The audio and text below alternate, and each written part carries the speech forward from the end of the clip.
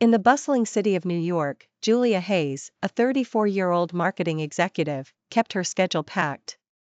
She was focused, driven, and always on top of her game. Love was a concept she relegated to the back of her mind, believing that she didn't have time for distractions.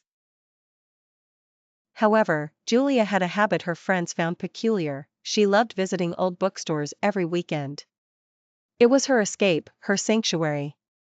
It was here, among the dusty shelves and dog-eared pages, that her story took an unexpected turn. One Saturday afternoon, Julia stumbled upon an old, leather-bound book titled The Art of Finding Love. Intrigued, she opened it to discover that it wasn't just a typical self-help book, but appeared to be enchanted.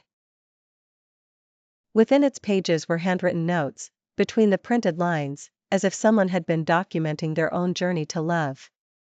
Julia was captivated.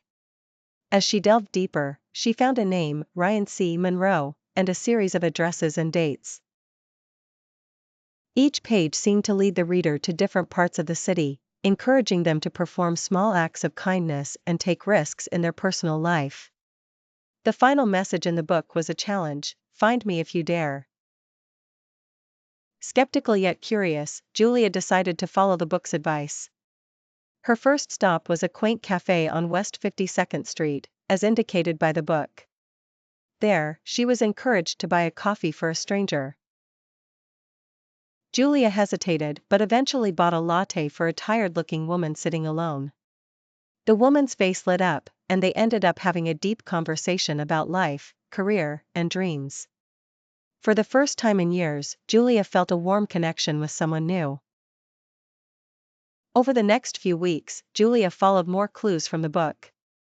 She attended a poetry reading in Central Park, visited an art exhibit in a hidden gallery, and even helped cook at a community kitchen.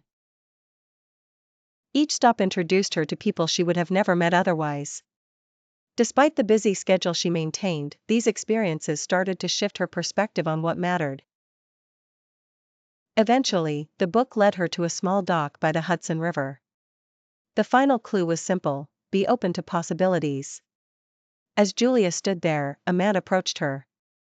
He looked about her age, holding a worn-out copy of The Art of Finding Love in his hand. Ryan C. Monroe, I presume? Julia asked, feeling a mix of excitement and curiosity. Ryan smiled warmly. And you must be Julia. I didn't think anyone would actually follow the clues. They spent the evening talking by the water, sharing stories about their adventures, guided by the book. It was as if they had known each other for years. It turned out Ryan had written the notes to help people by encouraging them to open their hearts to the world around them. Julia and Ryan's connection was instant, and they both felt like their paths had led them to this serendipitous moment.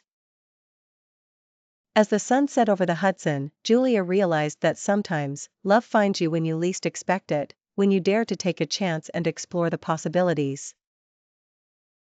And so, with an old book as her guide, Julia discovered that love wasn't a distraction but an adventure worth undertaking.